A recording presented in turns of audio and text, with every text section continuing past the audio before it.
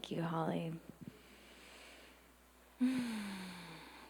What a beautiful, gentle way to start our time together. Oh, and the meeting in progress. Yes, hello, out there in Zoom world and on the internet. I am your host, Becky Hallett, for the next 60 minutes.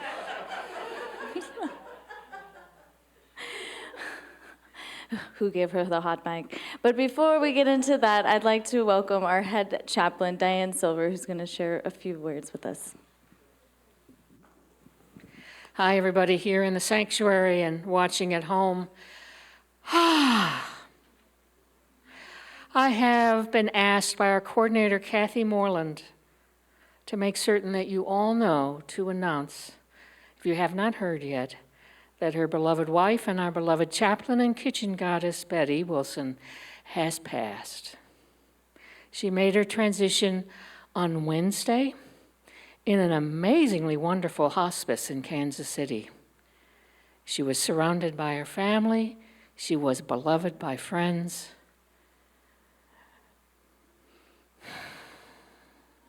Kathy also asked me to let you know that there will be a celebration of life for Betty on May 17th here at Unity at 3 p.m. That's May 17th, to give everybody time to get here, to let her family from California get here. And I would like us, and Kathy also asked me to pass on that her great thanks for all the prayers and support that she and Betty received in this time. And before I go any farther, I'd like to offer up a prayer for us, for Betty, for Dina, her daughter, for her grandson, for Kathy, for the whole world. And in this prayer, I ask us to thank the divine, for the blessing that Betty Wilson was in her material existence on this earth. To thank the divine for every moment of laughter and love and joy and witnessing of that Betty brought to us. Betty had the great gift of being able to see a human being as who they really are. And we thank Betty and we thank the divine for allowing us to be here at this moment with her. We send love and healing to Kathy, to the whole family. And we bless Betty on her new adventure. And so it is. Amen. There is one other tradition that we have here at Unity of Lawrence that Kathy asked me to lead, and that is when someone has made their transition from the material to the spiritual, that we give them a standing ovation. So as you can, stand.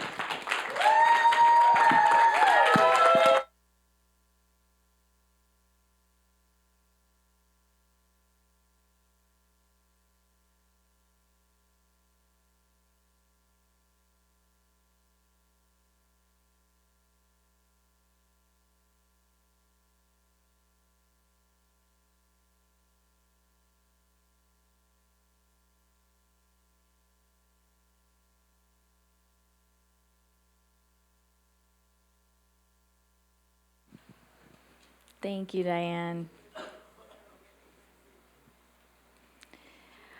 All right, and continuing on with that high vibe, our standing ovation for Betty, who I know is with us. I heard the news, and I honestly wasn't sad. I just felt peace, because knowing that she's uninhibited, yes. And she's just in a different form, always with us. So moving on, in Unity we begin everything with prayer. Let's take a centering breath now and open to the divine in all of us and listen to this prayer. With full hearts and open minds, we gather today to accept the endless possibilities of peace on earth and peace in our hearts. We acknowledge the existence of pain and injustice in the world, but we also acknowledge limitless love and our limitless being. We welcome our divine inheritance as co-creators. We know that we are already standing in the light of love, of healing, and of transformation. And so it is. Amen. Our prayer chaplains are trained to hold sacred space and pray with you one-on-one.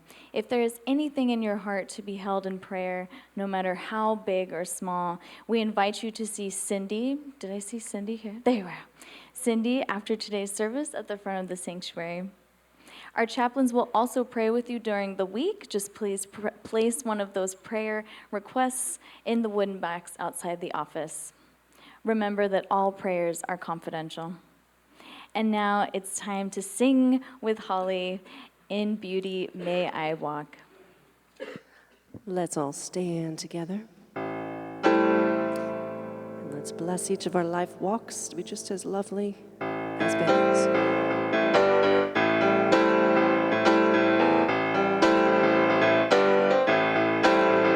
In beauty. In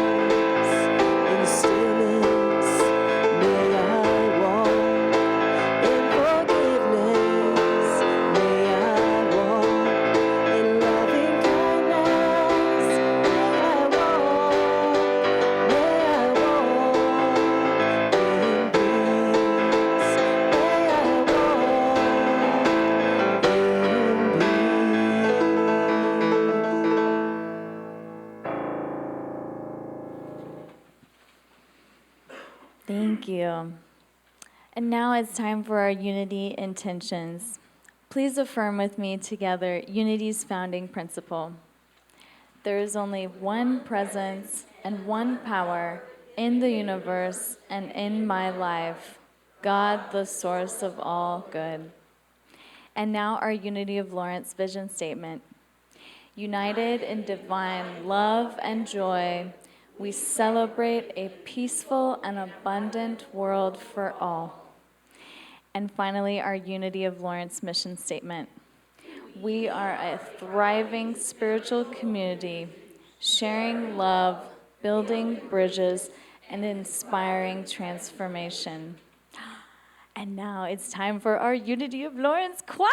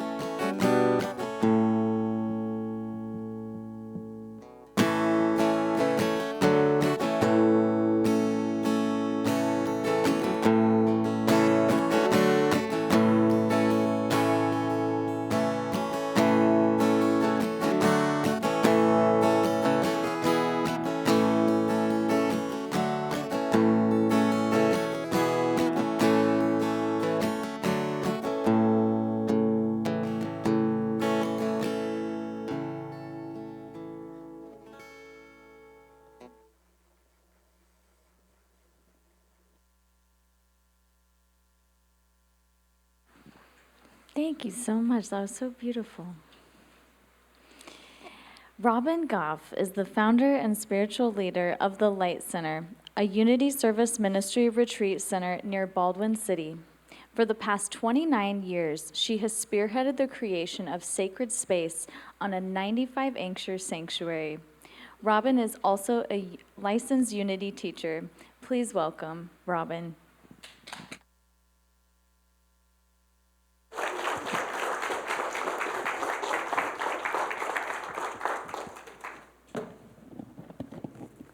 I don't know if you're aware, but every time I come here to speak, I'd sit right there in that front seat, and Betty Wilson would come and sit right next to me, and she would hold my hand. And so I brought this balloon today for Betty, because Betty told me that when she was on the other side of the veil, that she would be connecting with us through balloons. So when you see a balloon, you will think of Betty from here on out. And isn't that perfect for her? Yeah. Yeah.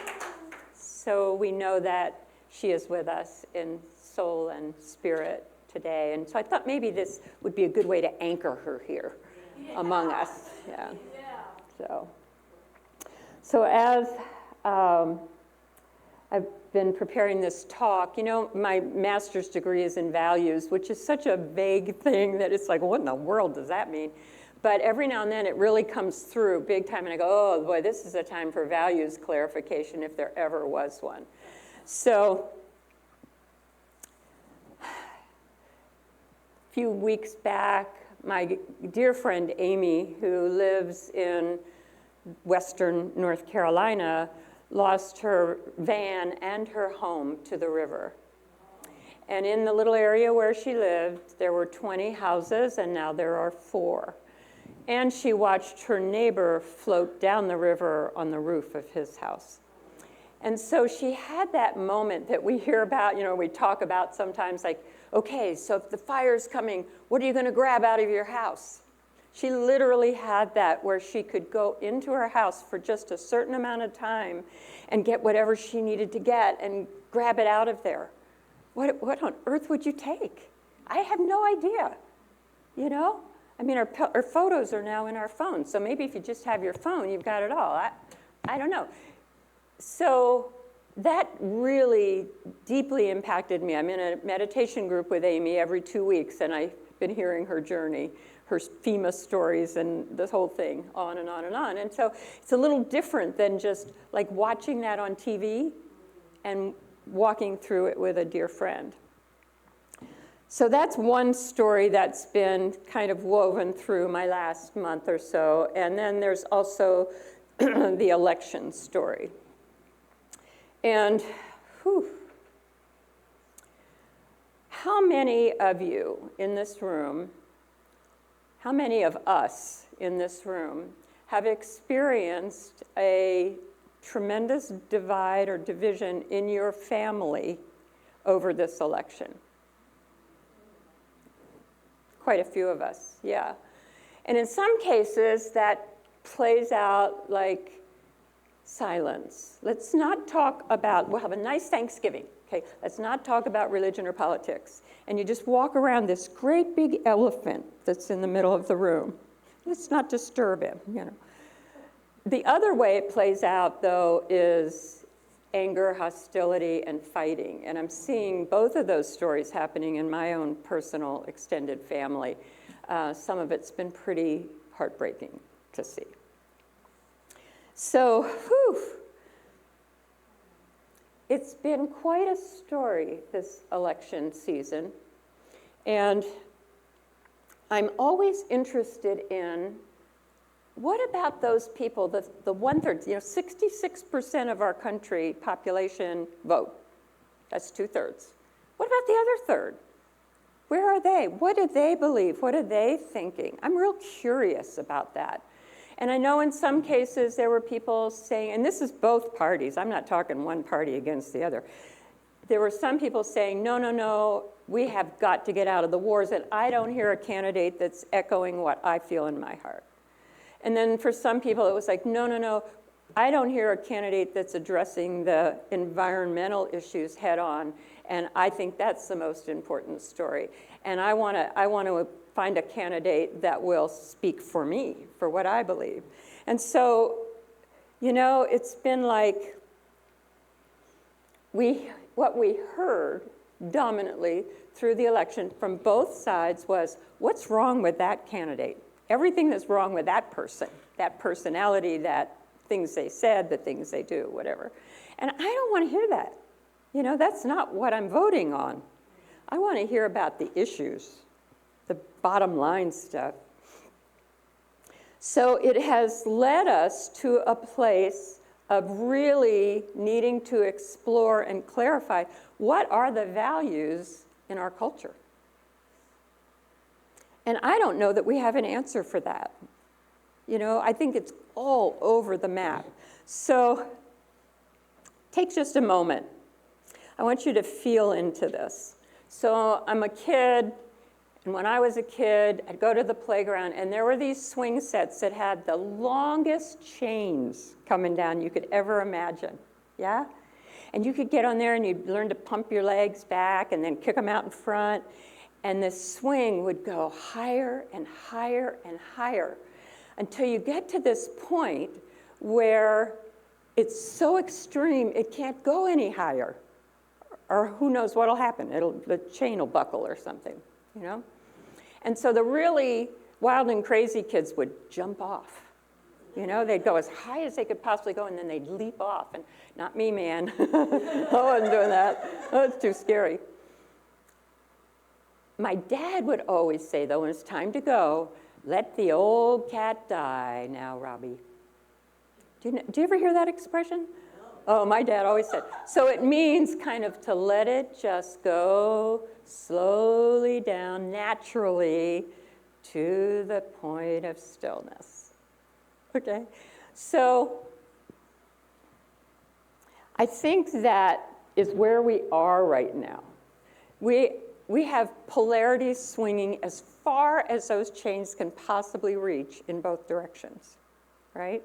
And so what our workout now is to find a way to let the old cat die. Just come down, down, down, down, come back to a more central place, maybe even a place where we can find some agreement. So there is, when we have this extremity of separation, there's a lot of pain with that. And so where I want us to be moving is to move out of that pain, that extreme separation. You know, we've been told for 60 years now that it's the dawning of the age of Aquarius. Really, it's, you know, that's the Aquarian age is the one where it's out of polarities of the Piscean age, which is always in a duality, good, bad, right, wrong. But in the Aquarian age, we come into a place where things moderate and come together in oneness. Well, we have a ways to go, I think, in that direction, huh? So a values clarification process, one that I love, is if you want to know what your personal values are, look at your checkbook and look at your calendar. How am I spending myself? How am I spending my time? How am I spending my money? So perhaps we can look at that on a larger scale for our culture. And so spending our money is a biggie, isn't it? Do you know that we spent $16 billion on that election? That's a whole lot of money. But our major spending areas for our government are Social Security, Medicare, Medicaid, so our health care, and then weapons, military. So I read online that in 2024 we spent, are you ready? $824 billion on weapons.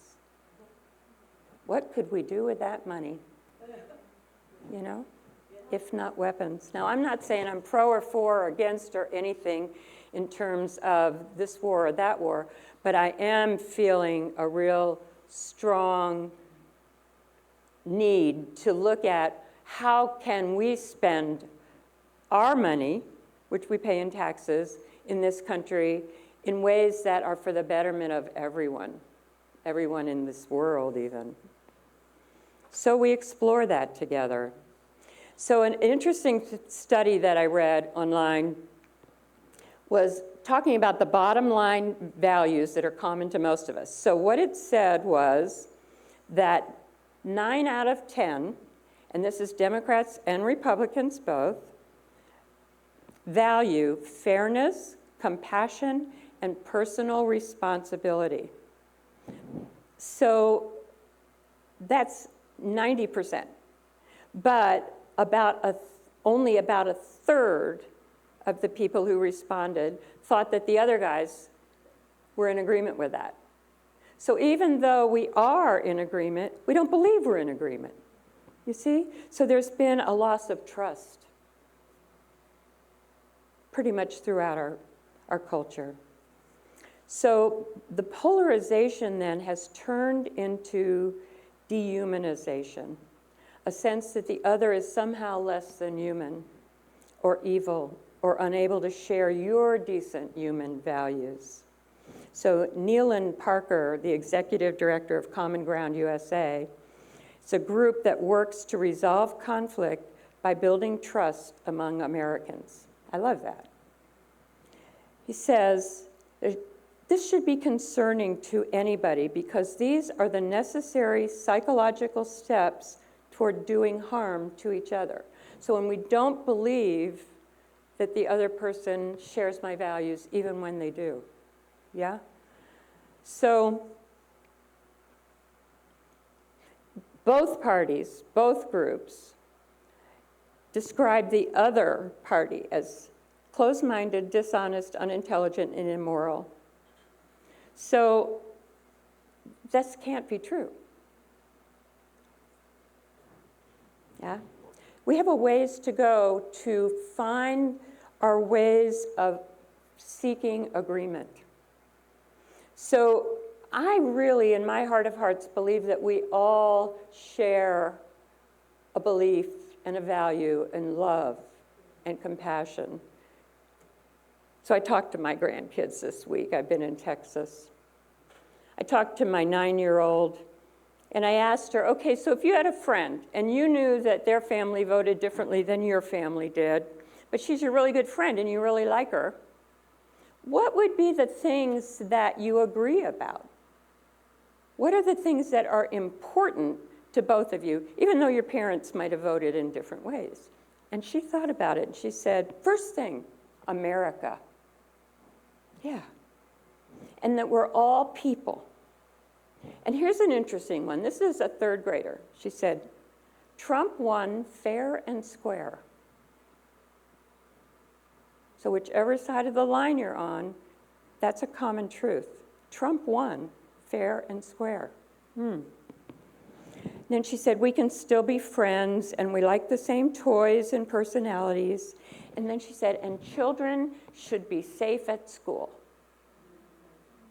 There's a good bottom line value for you.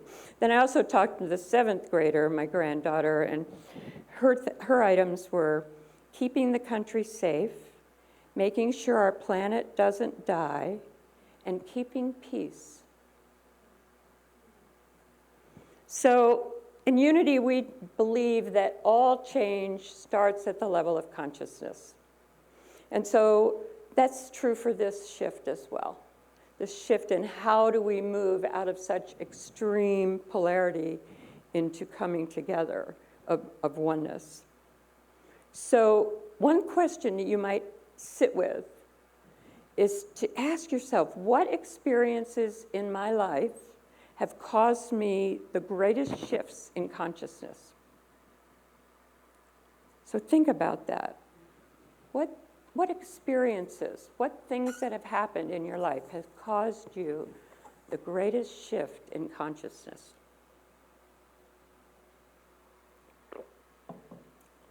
So I know for me, the immediate thing that came to my mind was the death of my mother, which actually shifted the whole trajectory of my life. It was an enormous shift in consciousness, you know? And I'm feeling the same thing with Betty right now, that is bringing this whole community the opportunity to explore our values together and to make another enormous shift along our path together. Yeah. So when we're in extreme separation, there's always grief mixed up in that. But the other side of it is wholeness.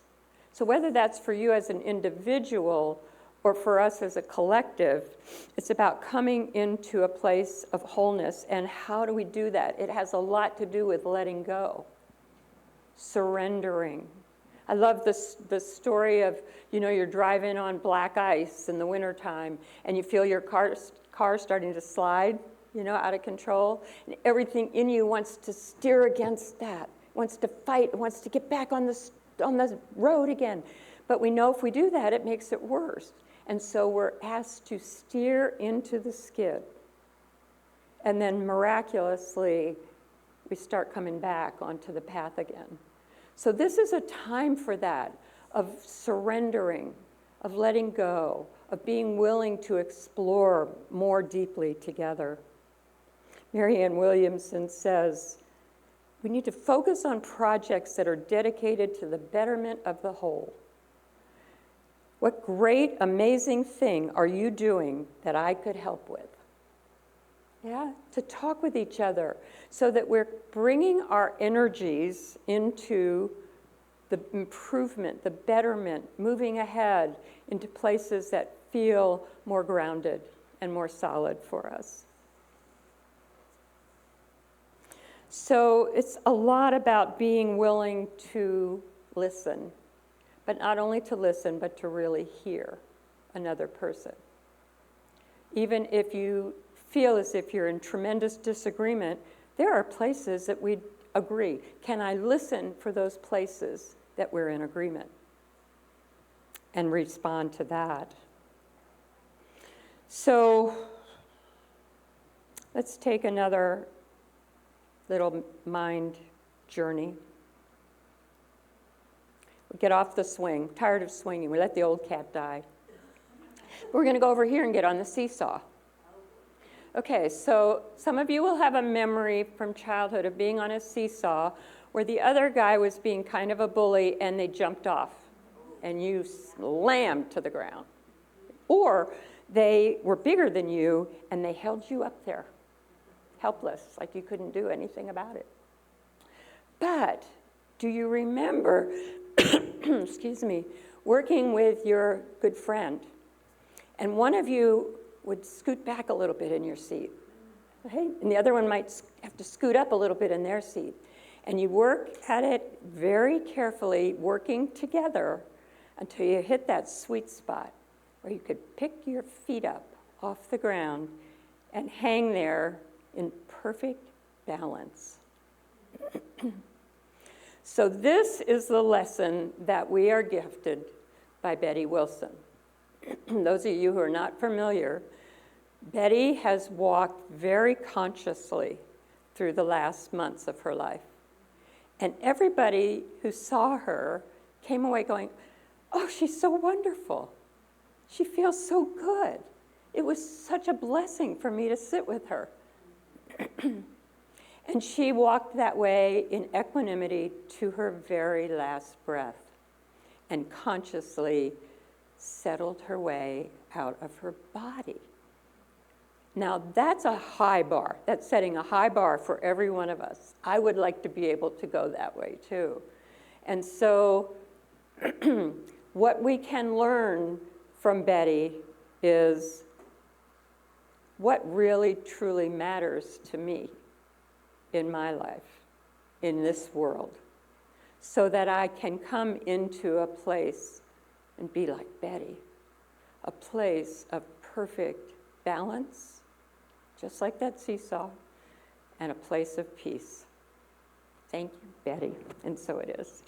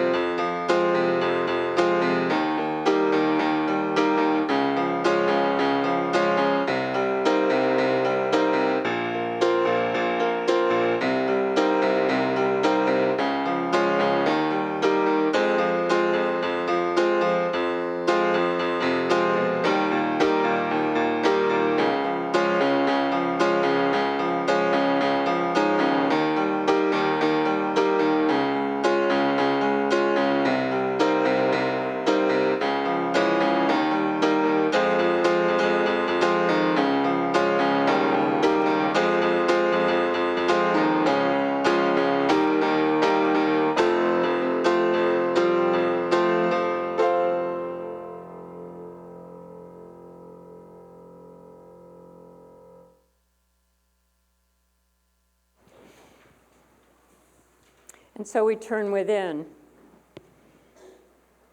to the quiet center, where we feel that place of gratitude and trust.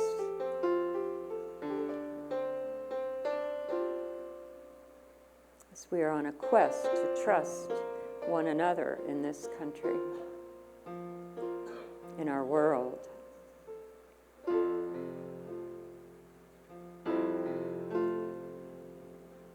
So you might take a deep breath and let go of any tension in your body, your physical body.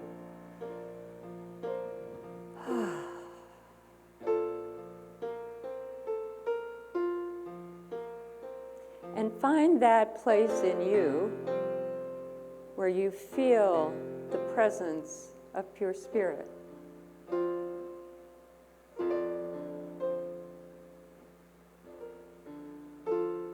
Where do you feel that?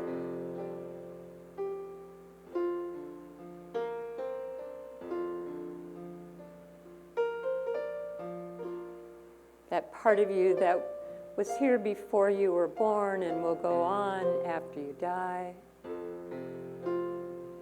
That essence of you that is true and pure and at one with all that is unconditional love. It is in you even when you can't feel it. And it is in your neighbor or your family member, even when you don't see it.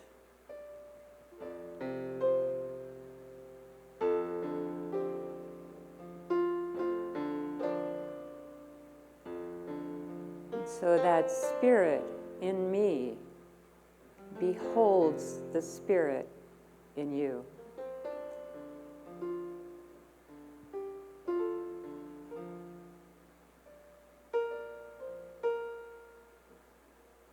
And in unity, we often say, the Christ in me, or the divinity in me, beholds the Christ in you, or the divinity in you. And so we stretch our minds to be able to imagine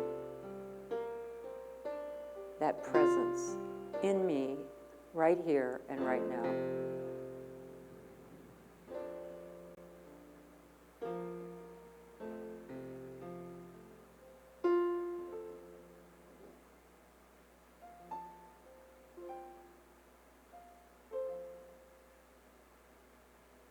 And we feel the gratitude for all that I am and all that I can be in this world.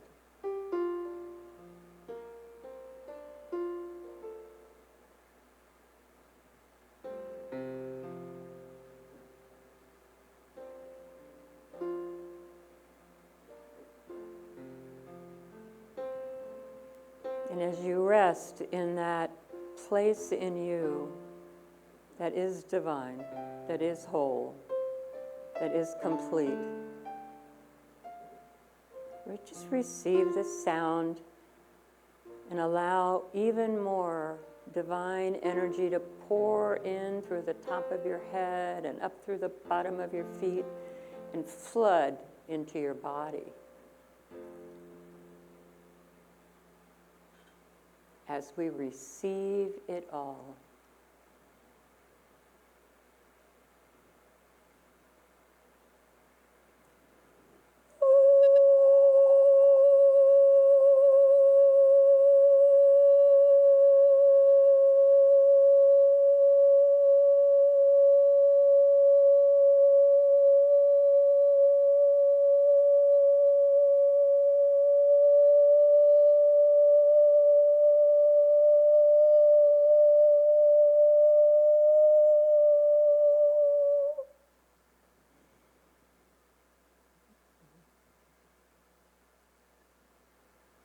Just notice that spirit is vibrating in every single cell in your body now.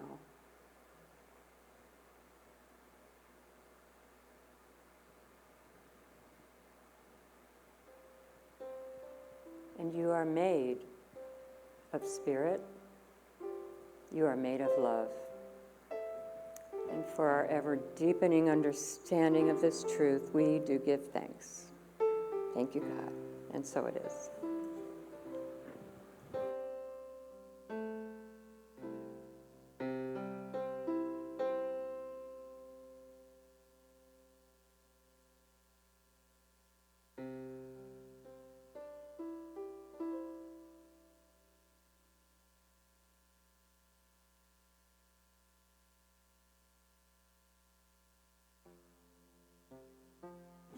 Is the choir coming back? No, okay, I'm sorry. My script is wrong. I'm like, choir, come up. As our ushers come forward for our time of thanks, I invite you to join me as we hold our gifts to this community in our hands and love in our hearts. Let's affirm together.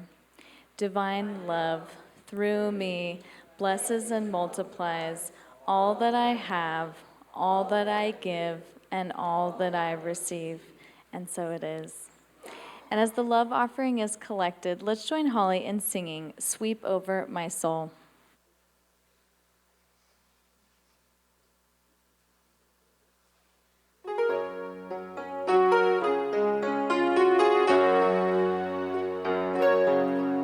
Sweep over my soul. Sweep over my soul. Come, gracious Spirit, sweep over my soul. Sweep out hate and fear. Sweep out hate and fear. Come,